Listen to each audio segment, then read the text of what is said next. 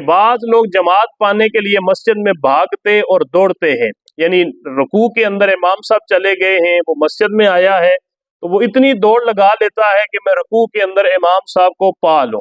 या अगर वो महसूस करता है कि मैं अगर थोड़ा लेट हो गया तो शायद रकात जो है वो निकल जाए, तो वो दौड़ता है और भागता है मस्जिद के अंदर, दौड़ के सफ के अंदर इमाम के साथ मिलने की कोशिश करता है अपनी तरफ से। तो वो दौड़ना उसका सही है कि मैं एक सवाब के लिए दौड़ रहा हूँ, लेकिन ये दौड़ना शरई तौर पर जायज़ नहीं है। मस्जिद के अंदर जब भी आप दाखिल हों तो वहाँ पर भाग दौड़ करना, बेशक जमात रकात आपकी निकल भी जाए फिर भी दौड़ना जायज़ नहीं है।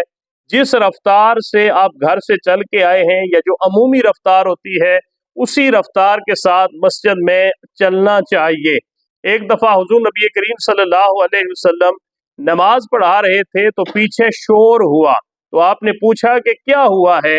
लोगों ने जवाब दिया कि हमने नमाज के लिए जल्दी की है। तो आप सल्लल्लाहु अलैहि वसल्लम ने फरमाया, फला तफ़अलू इज़ा अतैतुमुस्सलाता अलैकुम बिस्सकीना, कि ऐसा न करो जब भी तुम नमाज के लिए आओ तो अलैकुम बिस्सकीना, तो सुकून और वकार के साथ आओ। फमा अदरक तुम फसल्लु, जो रकात तुम्हें मिल जाए फसल्लु उसे पढ़ो, वमा फाताकुम फातिमु, और जो रह जाए उसे फिर मुकम्मल करो। यानी हुजूर ने तालीम ये अता फरमाई कि नमाज के लिए मस्जिद के अंदर दौड़ना नहीं चाहिए। आप आए आराम से सुकून के साथ चल के आए, जो रकात इमाम के साथ आपको मिल जाए वो इमाम के साथ पढ़े।